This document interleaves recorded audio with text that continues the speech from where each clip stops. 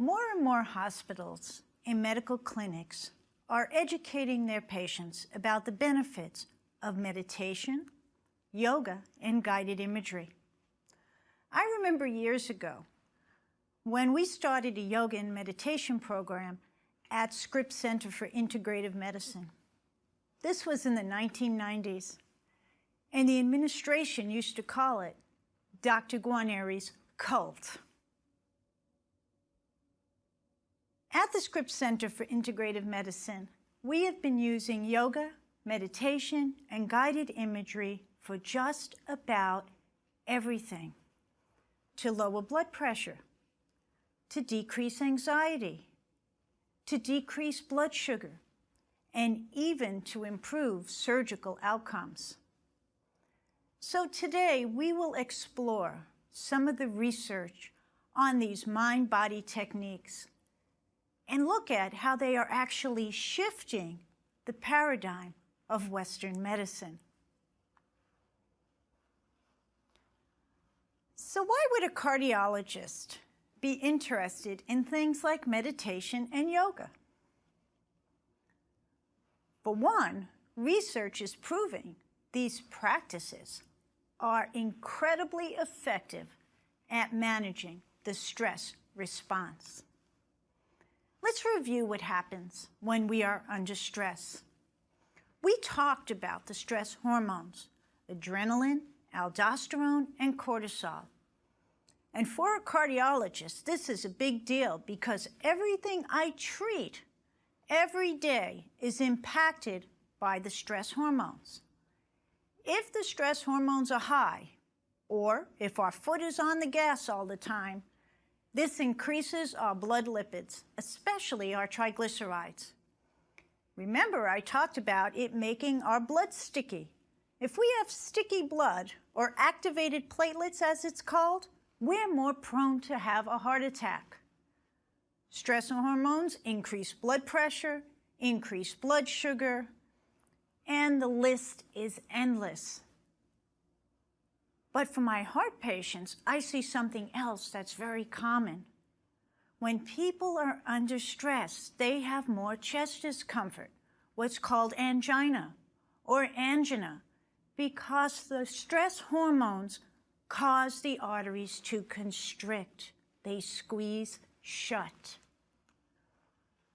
Now, I didn't even mention all of the other aspects of stress.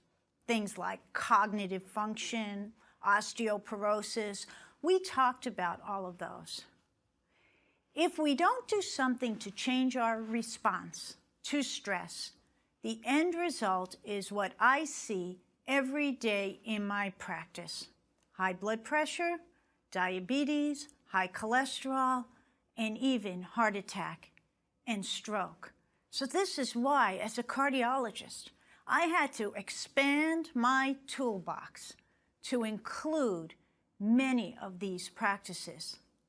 So let's begin with meditation and yoga, which we have been teaching at Scripps to our patients, and guess what? Also our staff since 1996. There are many definitions of meditation, but I'm going to give you one that's short and to the point. Meditation is the skillful, sustained, applied use of attention. The attention can be on the breath, breathing in and breathing out. It can be on a word, but it's attention focused. You may think, that sounds easy. I invite you to sit for just 5 minutes, not right now, but when you have a quiet moment. And just focus on your breathing for 5 minutes. I'm breathing in and breathing out. And you'll see what happens to your mind. Your mind jumps from thought to thought. It takes practice to control the mind. And a meditation practice may be formal or informal. The two most common forms of meditation used in healthcare, those with the greatest amount of research, are mindfulness-based stress reduction, which comes out of the Buddhist tradition, and transcendental meditation, which comes out of the Vedic tradition. Transcendental meditation, for example, teaches a formal practice. Students are encouraged to sit 20 minutes 2 times a day and focus on a word or a mantra every day. Now, there's something called an informal practice. And I invite you to start the informal practice today. We do this with our patients all the time. What do we do all day? We look at our watch. How many times a day do you look at your watch? So take a green dot and put it right on the face of your watch. And now when you look at your watch, you're going to take what we call a mini moment.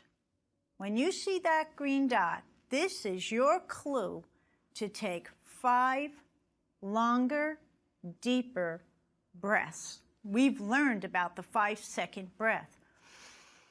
5 seconds in, 5 seconds out. Just take longer, deeper breaths. Even just do 5. Immediately, you will negate your stress hormones, as we've already discussed, and you'll feel your body going into a more relaxed position.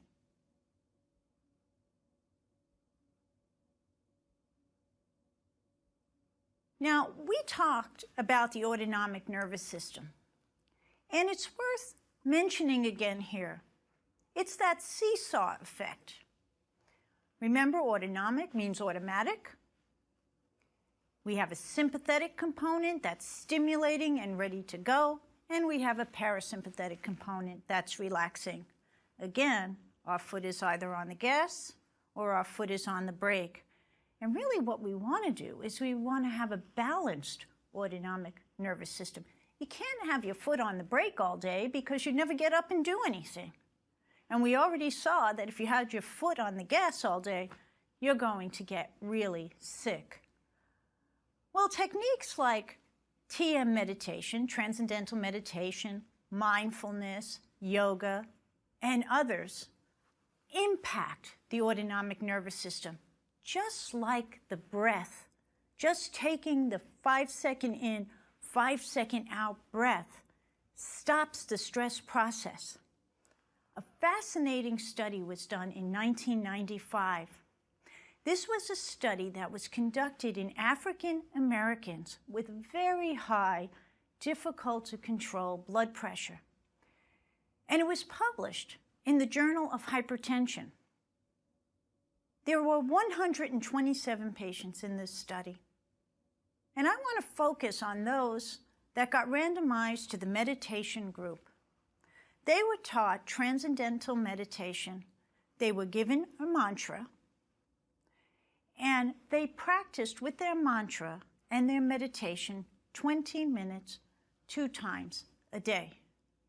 What they found was these individuals with hard-to-control high blood pressure were able to drop the systolic blood pressure by 10.7 millimeters of mercury.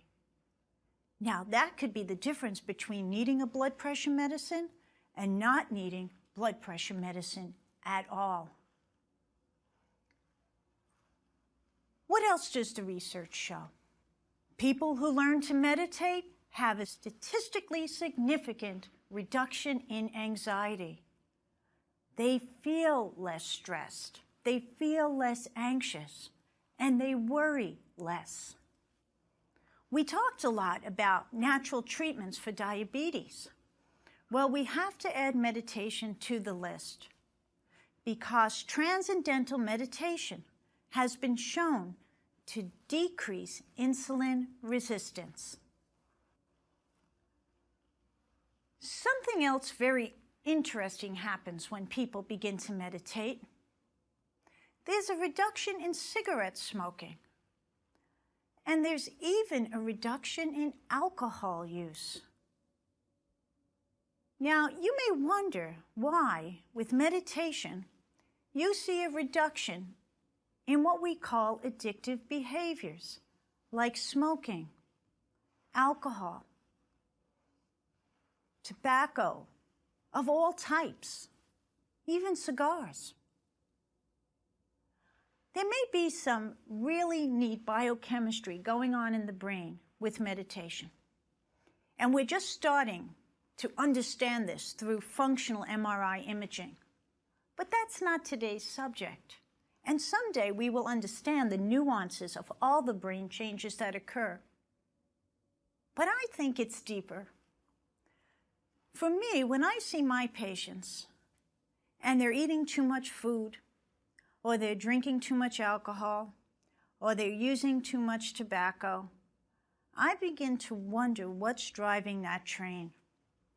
And invariably, they tell me it's stress. I have 20 friends in this pack of cigarettes, Dr. Guarneri. That donut made me feel really good. And a very common one I hear is, I had a stressful day. I went home and drank a bottle of wine just to unwind. So I believe that what the meditation is doing here is, as people begin to meditate, they begin to find inner peace. They begin to feel more relaxed, more comfortable in their own body. If we're at peace, we're less likely to say, I need that cigarette to make me feel good, or I'm going to eat that donut right now. That's why I think we see the reduction in a lot of the addictive behaviors.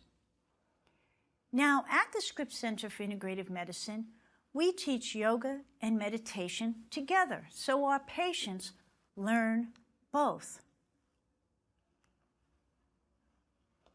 So let's take a look at yoga. What does yoga mean? Yoga means yoke or union. But what's being yoked? In yoga, what we are referring to is the true integration or union, if you might, of body, mind, and spirit. Yoga has been around for thousands of years. It is an ancient form of optimal living, and it's a very big part of Ayurvedic medicine. Remember, we talked about Ayurvedic medicine as being a global healing tradition. And holistic integrative medicine physicians frequently use tools from Ayurvedic medicine for their patients. In this case, it's yoga. Now, yoga is a lifestyle approach that ties together physical, mental, emotional, and spiritual aspects of healing. It includes many techniques, and there's even something called the Eightfold Path, which includes ethical living. But for our purposes, the most common aspects of yoga are stretching and meditation. Now, we call the yoga postures asanas, but you can look at any football field, any Olympic stadium, and I guarantee you, you're going to see a lot of yoga poses because those poses are stretching. Now, there are a lot of misconceptions about yoga. The first one I hear is yoga is only for the flexible. I can't do that. You have to be flexible, you have to be fit. The other I hear is yoga is a religious practice. And the third, yoga is only for those in good health. Well, I want to clear away these misconceptions because yoga is not only for the flexible or fit. Yoga is not a religion, and you don't have to be in good health. I have been using yoga safely in my sometimes very sick heart patients for over 15 years. And yes, I might modify some of the poses, and I don't want people to do stretches that might hurt them. but there are many, many poses and many stretches that everyone can do, including even sitting in a chair.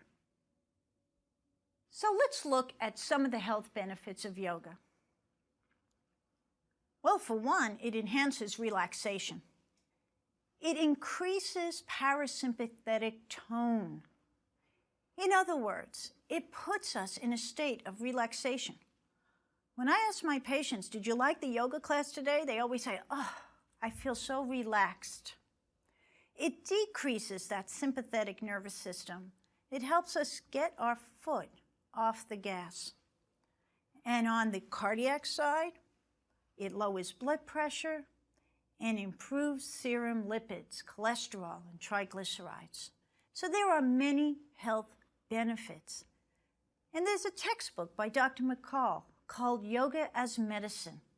And if you go through this book, you will find that yoga can benefit any ailment that you might have, whether it's anxiety, arthritis, asthma, fibromyalgia, headaches, and many of the ones we already mentioned, like high blood pressure. Yoga will help. I'll tell you where it helps me the most. In the first lecture, I mentioned that I put in a lot of stents, over 700 stents a year. Well, when you're putting in a stent, you stand over a patient wearing a leaded apron. So I have to wear the lead to protect me because I'm using radiation to look at someone's heart. Well, after years of doing this, that heavy lead apron took a toll on my lumbar spine, on my lower back. This is very common. Many physicians stop practicing interventional cardiology for this exact reason. I remember when I was advised by a surgeon to have 3 discs taken out of my back because I couldn't walk from where I'm standing now 20 feet. And I went to our yoga instructor, Karen, and I said, Karen, I need you to give me some postures that are going to relax the muscles in my back so that I can start to heal those discs that are shifting. And she did. And I have never looked back. That was 10 years ago. And when my back acts up now, and it will sometimes, I always turn to yoga. I also had another interesting experience in the 1990s. I mentioned that we conducted research with Dr. Dean Ornish, and we took really sick heart patients, and we taught them yoga and meditation. We got them exercising, and for some people, that was just simply walking barely around the track. But they got better as time went on. We put them on a low-fat diet, and I know the low-fat diet is not for everyone, but in this study, it was a very low-fat diet, and we put people in support groups.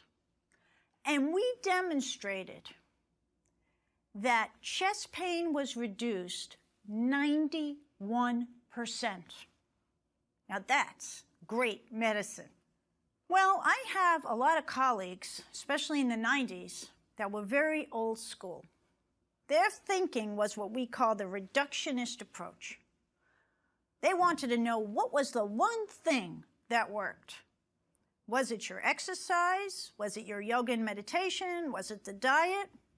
What is it that worked in these patients? And I thought to myself when I was being questioned, this is really crazy. This is not a pill for cancer.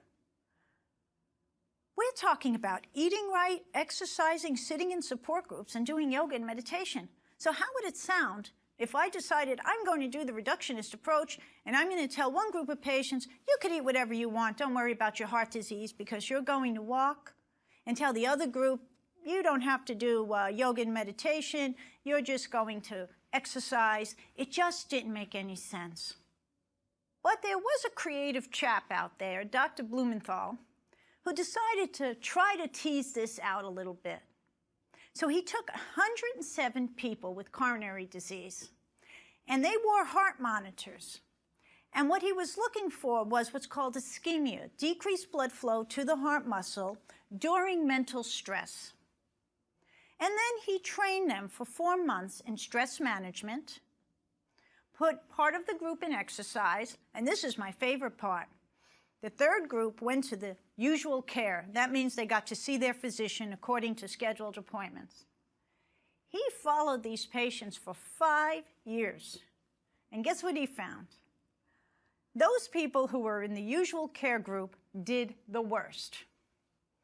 The people in the exercise group were in the middle in terms of cardiac events, and the people in the stress management group had a 74% lower risk of cardiac events and decreased ischemia. So he separated out some of the components, and in this case, the stress management group did the best. Well, I don't expect you to learn yoga overnight. With your physician's permission, you may buy a gentle yoga tape and start to try some simple exercises, or you might go to a yoga class. And there are integrative medicine centers all over the country now that are offering yoga and meditation. But I expect that you can do the breathing exercises right away. And I'm going to give you another little exercise that works as quickly. This is a technique called mantra repetition. Mantras have been extensively studied. They offer an easy way to stop what is called monkey mind. And if you have never heard the expression of monkey mind is when we go from thought to thought to thought to thought, the way a monkey jumps from branch to branch to branch to branch. Grocery list, shopping list, husband, spouse, partner, kids, pick up the kids from school. You know how the mind goes. Oh, plus I'll worry about things that happened in the past, and I'll really worry about everything that happens in the future. We can't turn it off. Now, a mantra is a sacred word, a chant or a sound that is repeated over and over again. The goal of the mantra is to cultivate inner peace. It could be the repetition of a word like shalom or Rama, and there are many others from every spiritual tradition. So if you have a spiritual tradition, you might want to find a word that can become your mantra. The word mantra, in its most literal sense, means to free from the mind. But before we look at the powerful research on mantra repetition, we need to first understand something called heart rate variability. Now, this is a tough concept for a lot of people to get. Heart rate variability is the beat-to-beat change in our heart's rate. It's not our heart rate. It's the beat-to-beat change in the timing, literally between the beats. It represents the body's ability to speed up and slow down efficiently. This is what keeps us flexible and, quite frankly, healthy. If your heart was not able to speed up, you wouldn't be able to run up a flight of steps. And if it didn't slow down, you certainly wouldn't be able to sleep. Why is it so important in cardiology? Heart rate variability is an indicator of our nervous system function. If your heart rate variability is low, that means your autonomic nervous system is less flexible. That places you at high cardiac risk. If your heart rate variability is high, you are at lower cardiac risk. The research shows that low heart rate variability is predictive of having a heart attack and sudden death. Now, I taught you a breathing technique. Remember? The 5 seconds in, 5 seconds out? Well, that breathing technique can improve heart rate variability. Just learning how to breathe. We conducted research at Scripps where we showed that we can improve heart rate variability in people with congestive heart failure. That's important. So it can be modified. And one of my favorite studies to demonstrate how heart rate variability can be modified was published in the British Medical Journal in 2001. And in this study, people were asked to either do repetitive prayer, in this case it was the rosary, or pick a sacred word and do mantra repetition.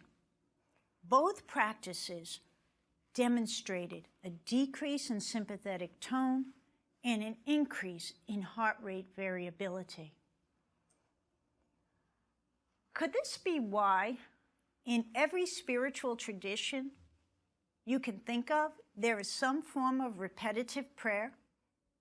I was raised Catholic, so we had the rosary. Buddhists have what's called a mala, 108 beads. Hindus do repetitive prayer. Every spiritual tradition, for some reason, has chosen repetitive prayer. And what I have found in my practice, that when you're doing repetitive prayer, or you're saying your mantra, your mind is not on the past, and it's not worrying about the future. It keeps us in the present moment. So I do ask my patients to pick a mantra, and I give them a list. And I give them a list that comes out of the work of a researcher named Jill Borman. Jill Borman studied the power of mantra in people who have post-traumatic stress disorder, people who are coming back from war, Vietnam War in this case, and could not turn off the memories of the battles. They couldn't sleep. They would sit up all night. All sorts of medical problems. So she just had them pick a mantra and to practice it all the time. What she told these vets, she said, I want you to use that mantra all the time, except for when you have to do something like calculate a mathematics problem. Otherwise, the only thing I want you to do is the mantra. So if your mind goes back to Vietnam, do the mantra. Your mind goes back to the past, do the mantra. What did she find? Her research showed statistically significant reductions in all the major variables related to post-traumatic stress disorder. So when I give my patients the mantra list, I tell them, when you're walking, jogging, do your mantra. Because I'd rather have them doing their mantra instead of saying, I'm going to get revenge on so-and-so, and something bad happened 10 years ago and I just can't get it out of my mind. Because when we're thinking those thoughts, guess what? It could have happened 10 years ago, but if you're feeling that anger, you're just producing stress hormones. So I ask my patients to do the mantra when they're walking, jogging, waiting in lines. I'll tell you when I do my mantra, when I get into one of those voice loops that takes you forever to get out of, that's when I get really impatient. So I just let the voice loop go and I do my mantra. Or when you're feeling angry, it will calm you down. Anxious, upset, or afraid. One of the best techniques before a young doctor goes to give their first presentation is I have them breathe. And then if they happen to have a mantra, I have them begin to repeat it. And it's a great technique if you have trouble falling asleep.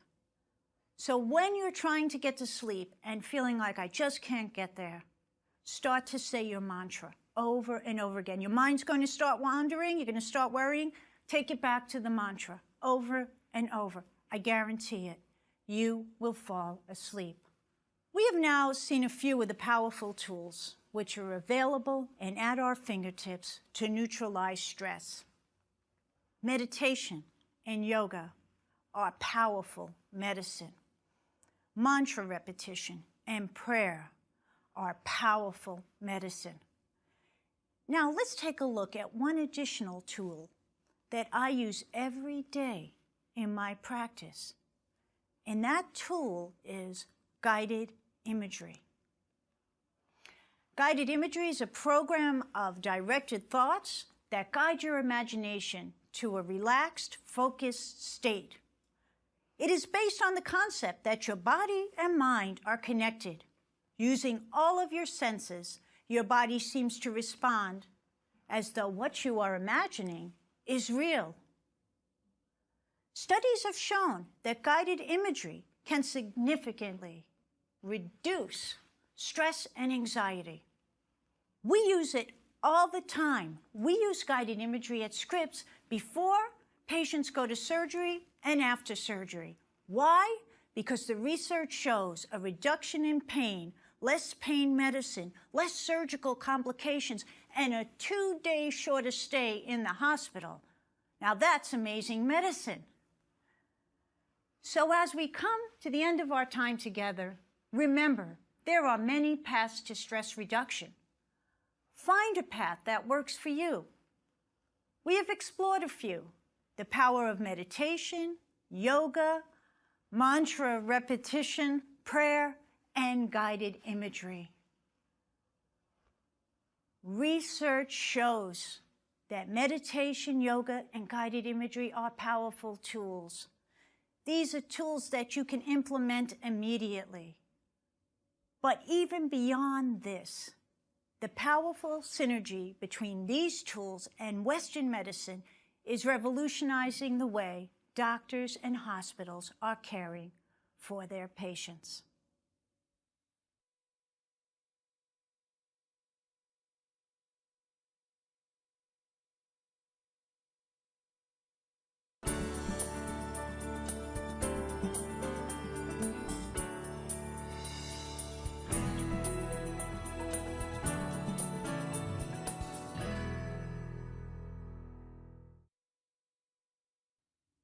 Americans spent $10 billion on antidepressant and $14 billion on antipsychotic medication in 2010. Medications like Paxil and Prozac have become household words.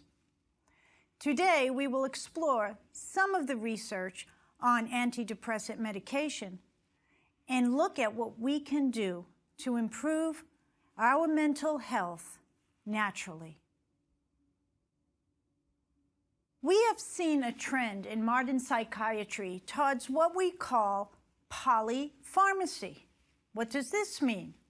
Polypharmacy means prescribing multiple medications for the so-called same diagnosis.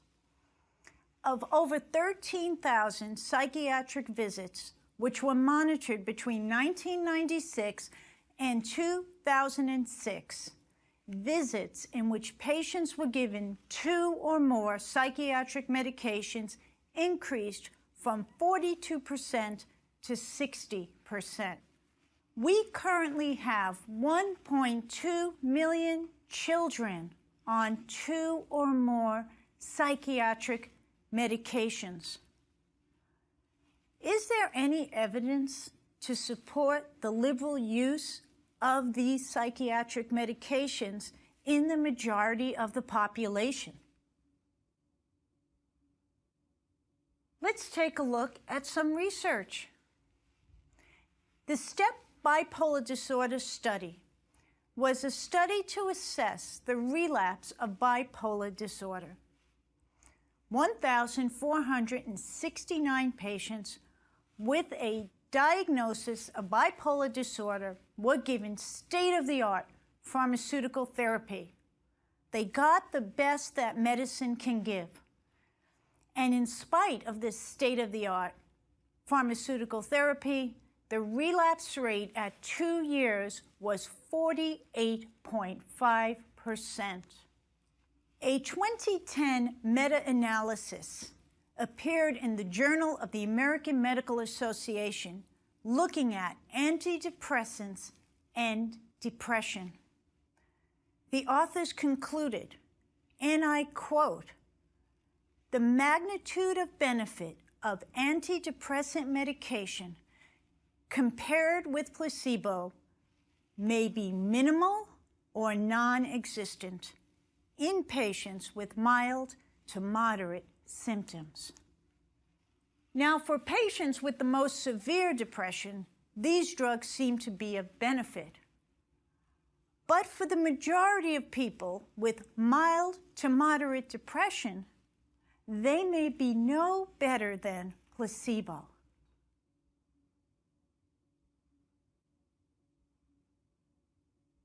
The treatment of depression is complex. It can't simply be handled most of the time by a pill. I am not against antidepressant medication, especially in people with severe depression. But what else can we do to enhance the treatment of depression beyond what clearly is the ill to the pill mentality? To begin to address the question, we must remember that the human brain is fueled by molecules. These molecules come from our diet. And just as in the case with the rest of our body, some of the foods we eat will promote brain health, and others may actually cause harm. If our brain does not get all of the nutrients it requires, quite simply, it doesn't work right. Modern psychiatry uses some molecules to alter brain function, mainly in the form of medication, like the antidepressants, Prozac and Celexa, just to name a few. But modern psychiatry tends to ignore the molecules that we eat every day. And remember what we said early on in the science of natural healing. Food is medicine, and food is information. The micronutrients that are important in brain function include things like the B vitamins, folate, and B12, calcium and chromium, minerals like magnesium and zinc, and antioxidants like vitamin E and selenium, and this is just naming a few. We have already discussed how processing food removes essential vitamins and nutrients from the food that we eat. For example, folic acid is essential to brain health. It's found in whole grains. But yet, if we take a whole grain and we turn that whole grain into a bleached flour, we lose 67% of the folic acid. We also lose 85% of the magnesium and 50 to 60% of the B vitamins. So, altering our food supply, altering the micronutrients, can have an effect on our brain's health. What else can we eat that can affect our mood? Well, trans fats, processed vegetable oils, alcohol, and sugar impair a very important enzyme. This enzyme is called the delta-6 desaturase enzyme. It is an important enzyme in the body forming omega-3 fatty acids. Without this enzyme, or the blocking of this enzyme from trans fats, processed vegetable oils, sugar, and remember alcohol is a sugar, the body can't make the essential omega-3s. Mounting evidence now links omega-3 deficiency in humans to a number of disorders, including depression and bipolar disorder. Let's take a look at some of the mounting evidence. The Avon longitudinal study assessed the nutritional habits and mood of women at 32 weeks of pregnancy. The study concluded that a lower maternal intake of omega-3, in this case seafood, was linked to depression. A second study included 1,000 5,046 women between the age of 23 and 93. This study also looked at diet and depression. And what it demonstrated was that a diet of lots of vegetables, fruit, fish, and grains was associated with a lower rate of depression and also anxiety. A large prospective study of over 10,000 adults was conducted to assess for links between the Mediterranean diet and depression. And we reviewed the Mediterranean diet, but let's just take 1 minute here. The Mediterranean diet, as you recall, is high in fruit. It's high in legumes, beans, and lentils, green leafy vegetables, and fish. And in the Mediterranean diet, we recommend getting rid of that saturated fat, like beef, pork, and lamb, and also limiting saturated fats like butter and cream.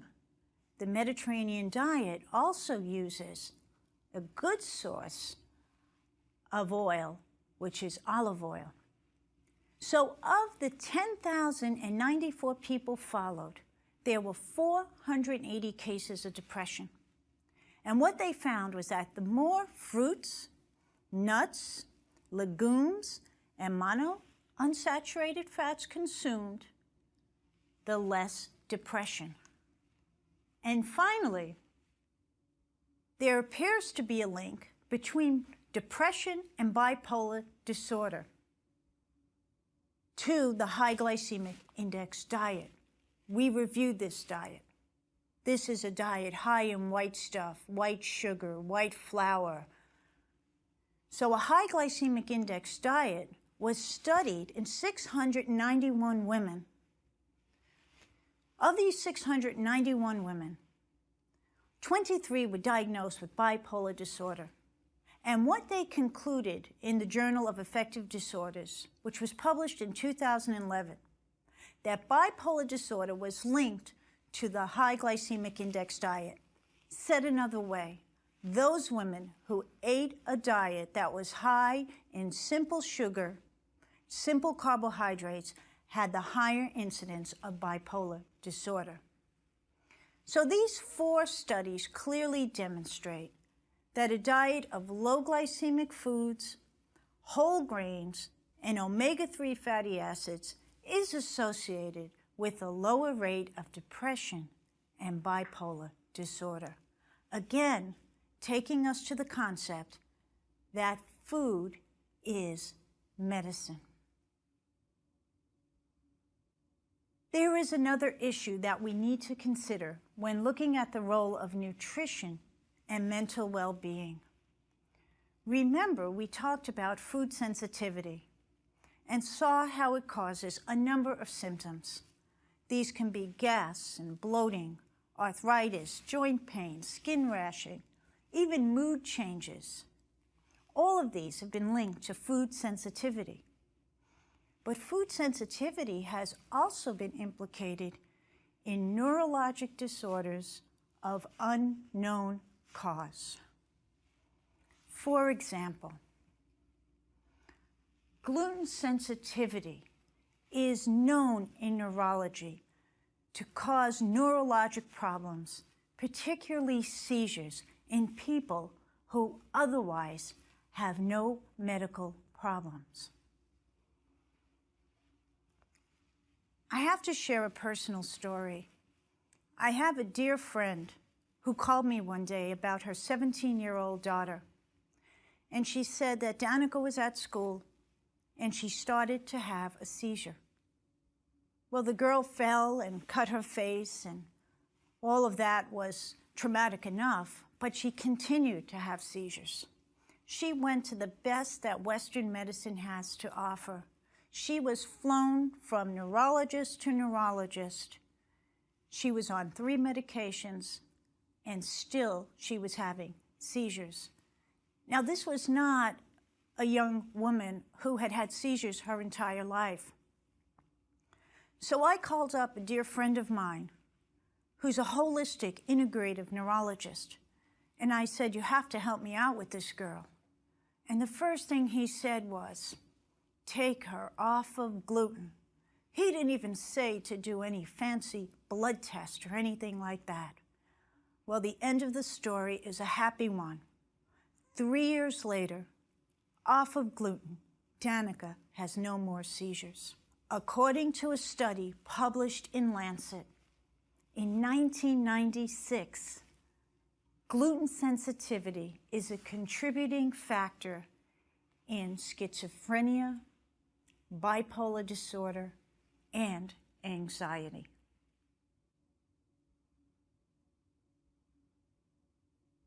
So we've discussed macronutrition, the proteins, the fats, the foods that we eat, how these are linked to mental well-being, and we concluded that the high glycemic index diet is not the way to go, that the Mediterranean diet is evidence-based. But what about micronutrients? Things like vitamins and minerals. They appear to be equally as important. Back to my favorite one, magnesium. Magnesium deficiency, as we already have seen, is widespread. By now you remember where your magnesium comes from. The greatest source is your green, leafy vegetables. The Horland Health Study evaluated the link between diet and depression in over 5,000 people. And what they concluded was this: an inverse correlation was found between magnesium intake in the diet and depression scores. In other words, the lower the magnesium intake, the more likely to be depressed. Well, we have other micronutrients. And these micronutrients include things like vitamin D. We've talked about vitamin D before, and we pointed out its importance perhaps in recurrent breast cancer. We talked about its value in bone health. Vitamin D is really not even a vitamin. It's a hormone. It affects so many different mechanisms and systems in our body. The brain has vitamin D receptors. A 2005 study showed that low levels of serum 25-hydroxyvitamin D are significantly associated with a higher depression score. In a second study, comparing vitamin D levels to a control group versus psychiatric population, the psychiatric patients were found to have significantly lower levels of vitamin D. So there appears to be this connection between the micronutrients, the vitamins, and mental well-being. Let's take a little look at some more evidence. What happens if we replace vitamin D? Well, a randomized controlled trial did just that.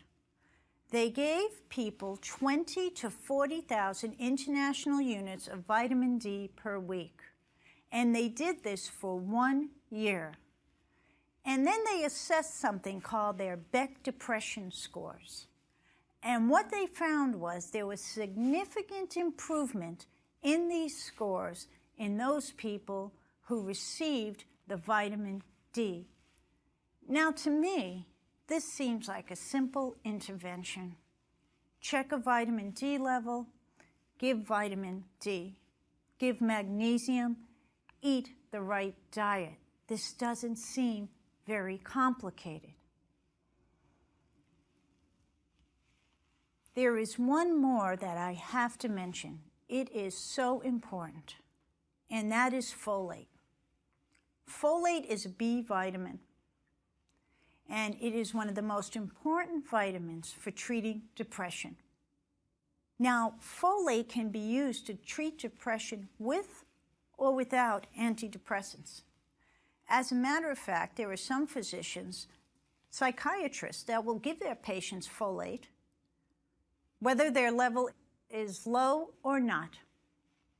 When folate is added to an antidepressant medication like Prozac, research shows that there is an improvement in depression above and beyond the effect of the antidepressant alone. So when I see someone who's depressed, as a holistic, integrative physician, I don't just say, here's the antidepressant. First, we look at the diet. We look at how someone is living their lives, the foods they're eating, their relationships. We look at their micronutrients. And yes, there are blood tests available where you can draw blood and assess all of the vitamin levels. You can assess the antioxidant levels. You can even get a blood test for something called an omega-6, omega-3 index. All of these give us a clue as to where you are with your nutritional health.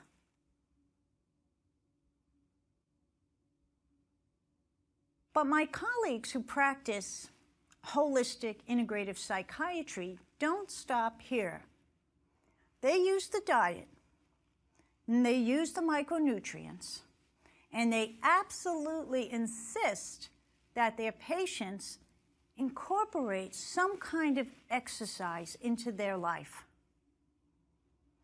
Exercise increases something called brain-derived natriuretic factor.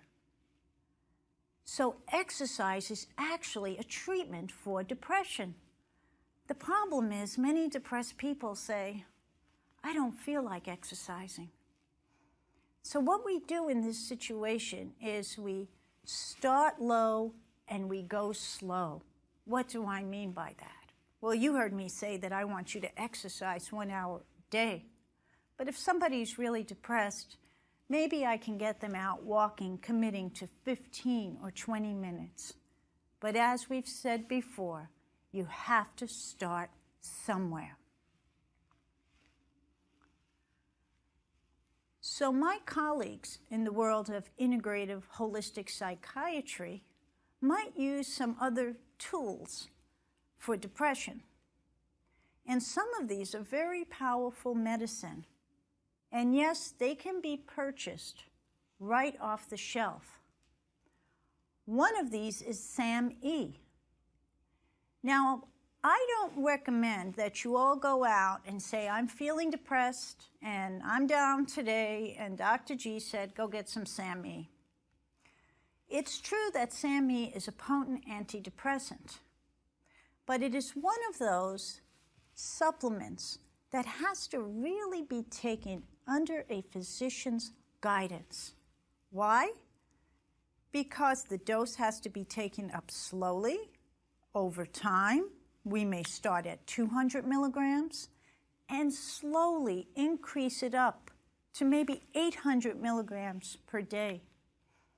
I remember once giving a baby little dose of SAMe to one of my patients.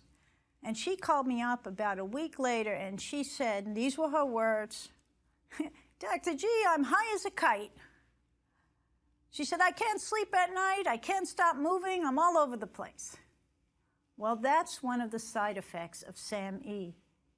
It can actually produce a manic state.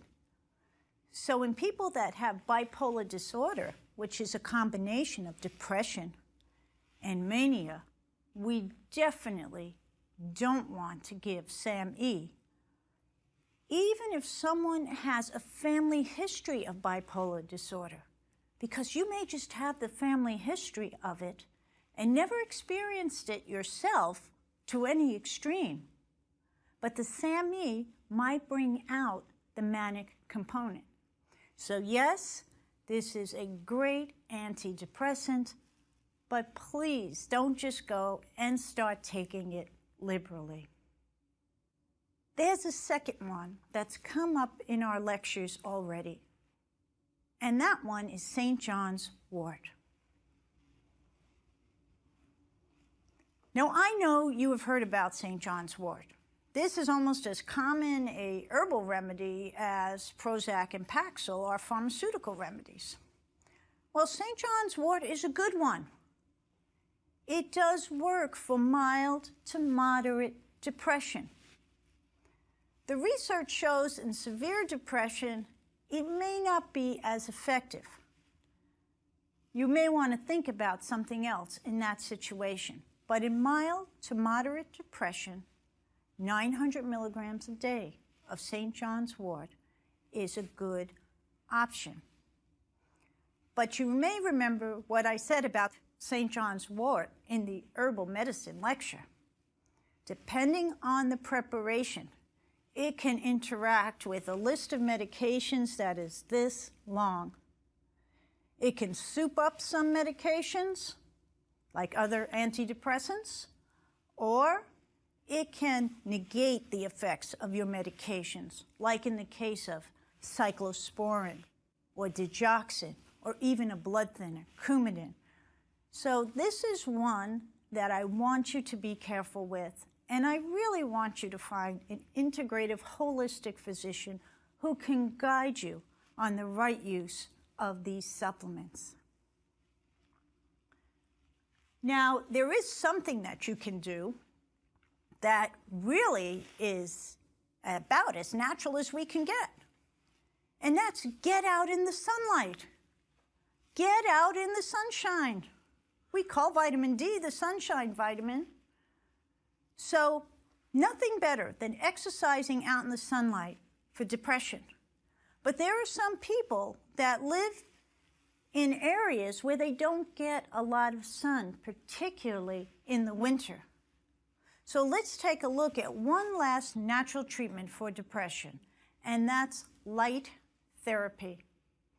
100 patients in Canada with depression in winter were treated with either Prozac or exposure to light. And in this case, they sat in front of a light box for 30 to 60 minutes in the morning. Now, you may have heard this expression before, seasonal affective disorder. That's SAD. These are people who feel blue during the winter months. And we see this in people who live in places like Seattle and like Canada. Well, what happened to these patients? Remember, half got Prozac and half got exposed to light. Depression improved equally in both groups, although those receiving the light had a faster response to that improvement, on average 2 weeks. So the authors concluded that light therapy is as good as a standard antidepressant approach, with fewest side effects and much less overall risk. And I have to mention one thing here. If you have no pigment in your eyes, like people who have albinism, you may not want to expose your eyes to light therapy. You also may want to check with your physician or your ophthalmologist, because if you have a condition like macular degeneration, this may not be the right treatment for you. But if your eyes are okay, and particularly if you notice, gee, my depression comes on in the winter, I just feel blue in the winter, light treatment would be a perfect way to go for you. So let's just review. Our brain needs a balance of nutrients to maintain a positive mood. We talked about nutrition, and we said stick with whole foods and a low glycemic index diet. I want you to replace your missing nutrients like vitamin D and magnesium. And I want you to add supplements when needed. But the supplements we talked about, SAMe and St. John's wort, you may want to talk to your physician about. Finally, get out in the sunlight and exercise, because I want you to let nature be your medicine.